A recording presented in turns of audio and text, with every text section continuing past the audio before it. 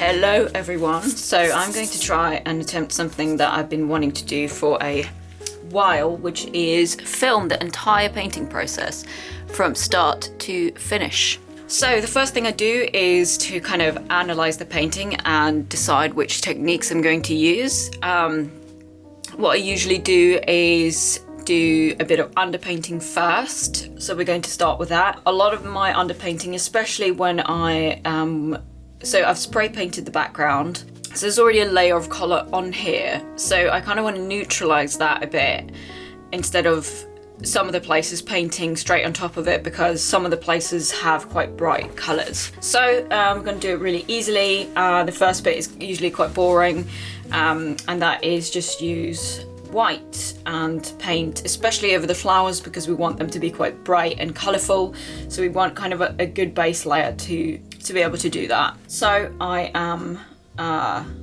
just going to fill in, and here I'm using golden fluid. This is just titanium white.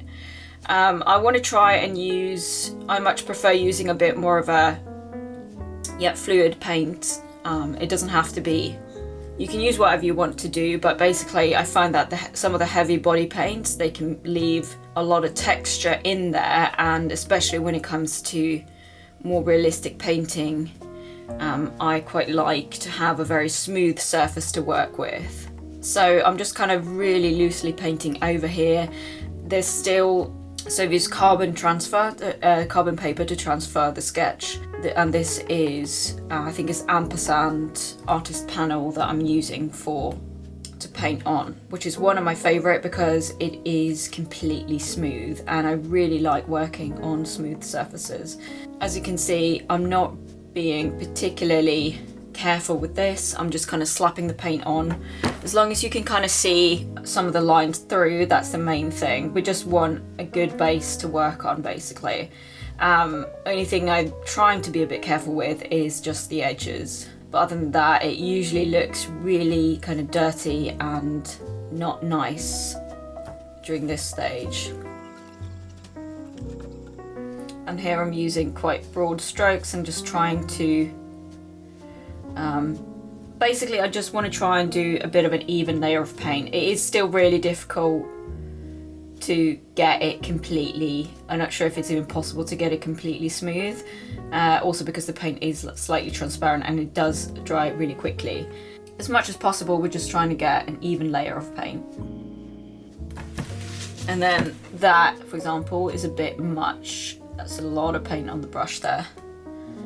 So I'm just wiping off some paint and then using the existing paint and smoothing that out. So we don't want to be slapping it on, we just kind of put a fair amount and just spread it out. Nice. Pretty much anything in the reference photo that is pink, we just want to have a nice layer of white underneath that.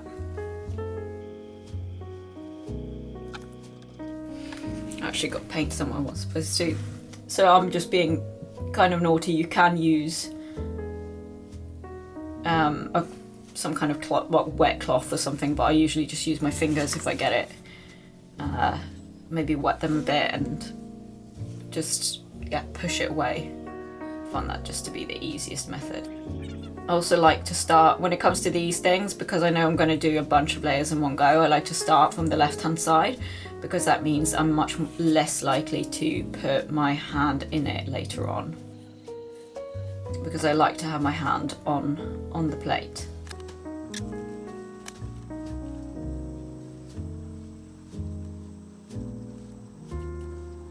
I don't think there is a special technique that I'm using particularly for this. It's just whatever to get it quite smooth and try and kind of iron out the streaks in between there as much as possible.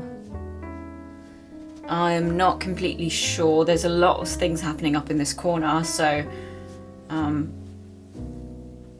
which I need to kind of figure out as we go along a bit. So I'm just going to put a couple. Most of this is some kind of pink thing, so I'm not going to get too eager with the white paints, just in case. Okay, so is that that's pretty much what I need to do with the flowers. Oh no, it's a bit of an annoying shadow for my hand, but it's what it is. Okay, so now that comes to the sparrow finally. Most of it's not too bad actually. So with that I mean I'm taking a more normal amount of paint on it by just really brushing it out finally. But yeah, I just want to create a bit of a neutral base so I can layer the other colours on top. And these bits are quite yellow as well, so I don't think I might not actually need this, but I'm just going to do it because I think it will. It's not going to take that much time, and it might make my life easier further down the road. It's quite interesting. Clearly there's a bit of texture going on there on the plate, because you can feel the sometimes that happens when you airbrush, so that it kind of creates these really fine droplets, which is a bit annoying because you can feel the paint is sticking to the plate a lot more than other places. So again, this looks really dirty, but that is fine.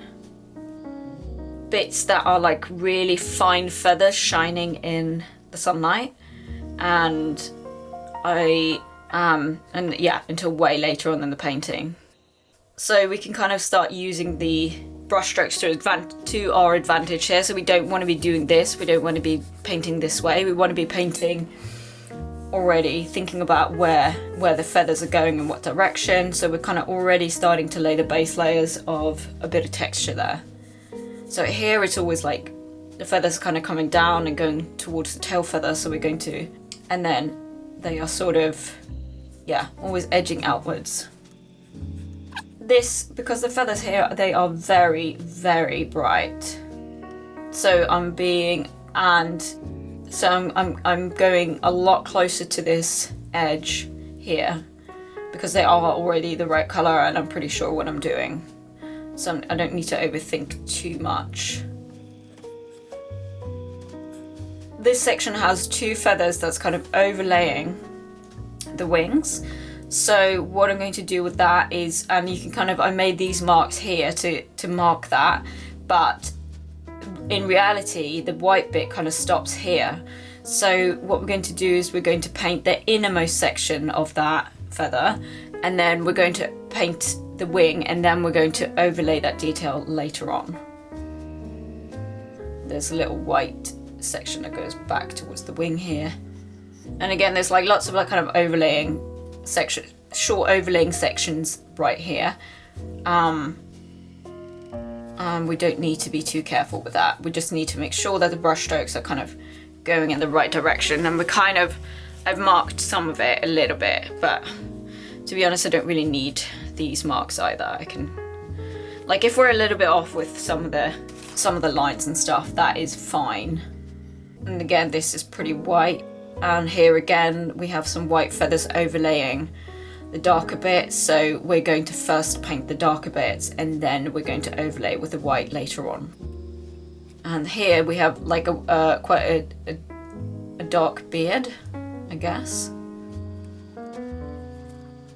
and there is a lot of there's so much highlights here that we can, I'm just going to start layering just a little bit.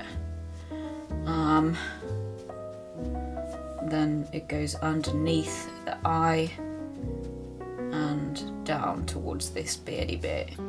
Then it's just this last bit down here, which is, again, the leg is quite a bright orangey yellow colour. It's more like a peach orange almost, so we're also going to put down some white on there to prepare for further colours. That was quite a lot of white there. So we rather want to layer it several times rather than slap it on really, and then slap it on really thick, because that usually creates a lot of texture, and then it can be more difficult to create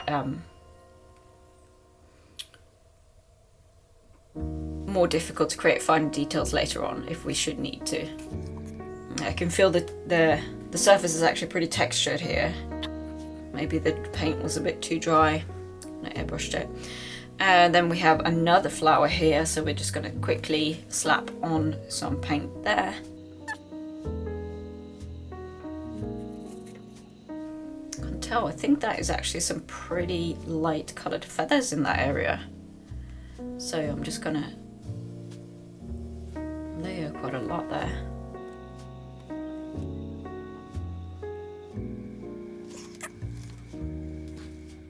Almost done with this bit. It's quite a lot of paint. Yeah, I just need to flatten that out a bit. Oops. Nice. And there we go. First layer of white is finished. So it doesn't look like much at the moment, but it will be.